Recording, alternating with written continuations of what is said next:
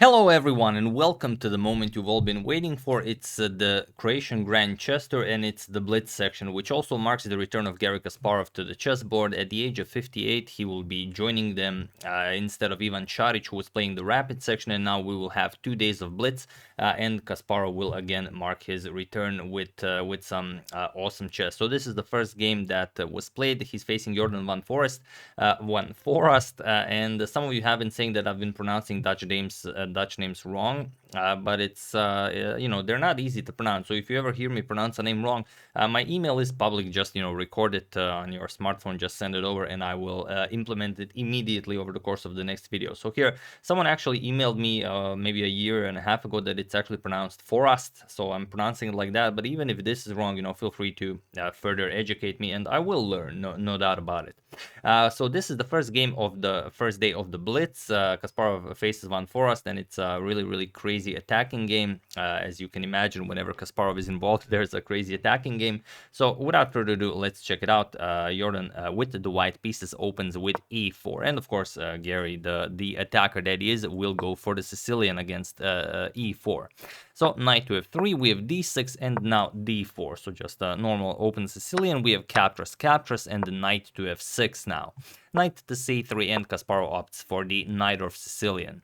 We have bishop to g5 and now e6. We have f4 and queen to c7. So again, this is all very standard stuff. And now the usual way is that white will just continue developing with queen to f3, but Jorden makes Garry think. He first goes for bishop captures on f6. So maybe Kasparov has been out of chess for quite a long time. Maybe he's not, maybe he doesn't know the answer right away. But he does. He just plays g captures on f6, which, okay, is the only move. And after queen to f3, he plays b5. And here we have a3 by Van Foreest. There are a couple of moves that are very popular here. For example, e5 is very popular. Castling queenside is very popular. Bishop to d3 is very popular. But Van Foreest goes a3, and it is only now that Kasparov has to think about the position. Here was the first time that he started spending some time. I just remembered, let me just check for it really quickly. Let me just check this. Don't mind me, I'm just checking something. Forgot to check it out before the video, so I don't want to leave you guys hanging. Okay, we have this, and then all right, there's that. All right.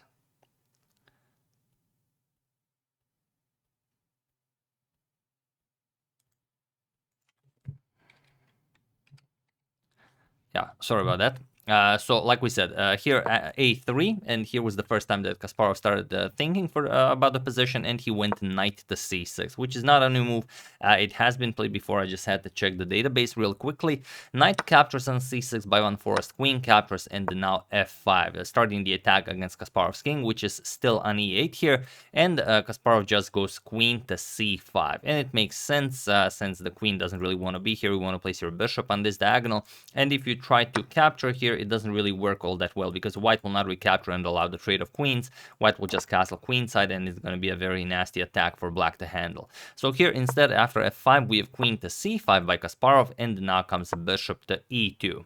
Now comes a move that is new in the position. So there is one game where queen back to e5 was played, but here Kasparov plays rook to a7, and it is only now as of move 13 that we have a completely new game. So now the rook will help out with the defense along the 7th rank, and also you don't have to worry about some e5 ideas leaving the rook here undefended. So rook to a7, and Van Foreest just castles queenside, bringing another attacker into the game. And here again, after some consideration, Kasparov doesn't continue development, and it's very hard to develop. You don't really want to put your bishop here or here, well, not there, here or here. He just centralizes the queen with queen to e5, but he already spent a lot of time here. Van Foreest some 3 minutes and 50 seconds on the clock, whereas Kasparov is already down to 1 minute and 50 seconds. And yes, I know you guys will scold me for this, so let me just update this for very briefly. There we go. Now there is a B on the little robot, so there you have it. So here queen to e5, as this is a blitz game, and now rook h to f1. Van Foreest, of course, is expecting this to open up, and then he will already have queen and rook nicely placed on the f file to be used for attacking purposes. So here rook to c7. Kasparov also interested in bringing some attackers into the game, but he still has some issues developing here. These bishops are still undeveloped, the rook still stuck on h8. And now Ivan Foreest just goes for the nice prophylactic king to b1. Which is mostly what people do when there's a rook on the c file in the Sicilian, and now h5, preventing the queen from going to h5, and it's also a nice pawn. You want to advance it to h4, so Van Foreest just pushes h4, and he plays really quickly. Kasparov is already down to 1 minute, and he's not letting the old world champion breathe. So bishop to e7, Kasparov just continues developing, and now comes queen to e3. Maybe with some ideas of just bringing the queen over to b6. So Kasparov plays queen to c5. He again offers a queen trade, but now queen back to g3, which was not possible a move ago as the queen was here on e5.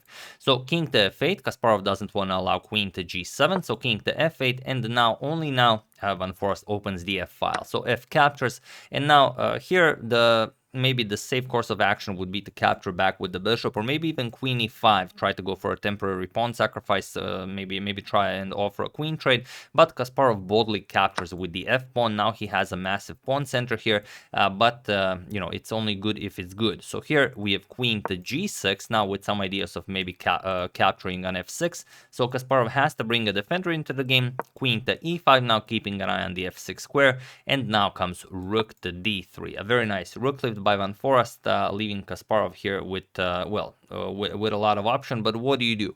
Kasparov plays bishop to d8, which makes sense as you want to bring this rook over to f7 to help out with the defense of the f6 square, but maybe a bit more resilient was rook to g8. But this is a blitz game, you know, who's to say what's more resilient? So here bishop to d8 by Kasparov, and now there's a problem, because now Van Foreest is completely winning here, but only if he finds one very particular move. So feel free to pause the video here and win the game for Van Foreest while I give you a couple of seconds. So for those of you who were able to do it, congratulations on not playing something weird like rook to f3, or I know some of you guys were even considering knight to d5, which is fine. It's always good to consider things, but for those of you who found the actual move, congratulations, as the move is rook to g3. Now there are a lot of threats here, but one is very nasty, and the problem here is that if black just continues developing, and this is where the poison in rook to g3 lies. Let's say bishop to b7, you want to get a piece into the game. Somehow rook g5 just wins the game. That's the problem. The f-pawn is pinned, and now you don't have a good move. If you play something like f5, well, then we can just play bishop captures on h5. A lot of moves are winning here. You can even capture with the rook. For example, rook captures here with check, and then if pawn captures, rook captures, wins the queen, and the white, of course, is completely winning. And if you don't play f5, you could move the queen, let's say, to d4, but then just bishop captures on f5, and again, there's really no good move that defends this. It's just a very ugly position for black. So instead, after rook to g3, Kasparov brings the rook to f7. It's you know, with heavy heart, because the rook is meant here to be used for attacking purposes. But okay, now it's a rook that's supposed to help out with the defense. But now comes rook to g5. This move still works, even though the f file is not about to open with a check to the black king. The problem is if you capture here, then of course you are getting checkmated in one move. So of course Kasparov has to move the queen. He plays queen to d4, but now comes the move that we've already seen in a previous line, just bishop captures on h5, and it was in this position on move 25 that Garry Kasparov resigned the game, as there is nothing more to be done here. The problem is queen captures on f7 is the threat of checkmate, and whatever you do, there's just no defending that. If you move the rook to keep an eye on this square, then you're getting queen to e8 checkmate. The rook covers the entire g file, and if you try something else, you could move the rook somewhere else, let's say to e7, then you run into another very ugly move, rook captures on f6. Now the bishop no longer guards this, and after queen captures, it's it's just a very quick checkmate. Queen captures, now the rook has to block, and now queen captures on f7, or queen captures on d8 will be checkmate. So really an awesome attacking game by Van Foreest. Kasparov tried to play very actively. He burned a lot of time, as Kasparov usually does. He always comes back for these blitz games, and then he tries to play really aggressive attacking chess. Sometimes it works, sometimes it doesn't, but it always burns a lot of time, and this is what was, I think, the major issue here. But of course, that's to be expected when you're not, completely fully into chess. You don't have every day, all day to analyze new lines and to prepare for new attacks. And of course, Van Foreest is more than prepared for that. So really awesome attacking game. Congratulations to Van Foreest on beating the former world champion Garry Kasparov. So that's the first game of the Blitz section. Hope you guys enjoyed it. There will be a lot of games, so feel free to use hashtag suggestion for me to see it and try and check it out and analyze a game that you yourself thought was very interesting. So yeah, once again, hope you guys enjoyed it. That's how you attack the Sicilian defense. Always, be very straightforward. Push f5, push e5, push everything, just, double rooks and win the game. That's it. I would like to thank Kevin Keith, Robert Arathun, and Jem, Al Boyd, and CruzAdria.com for a contribution to my channel. Thank you a lot. I really appreciate it. As usual, you can check 2 of my previous videos here. Thank you all for watching, and I will see you soon, continuing the coverage of this very nice Blitz tournament, checking up on your wonderful suggestions, and whatever else happens in the chess world. So thank you all. I will see you soon, and have an excellent rest of your day.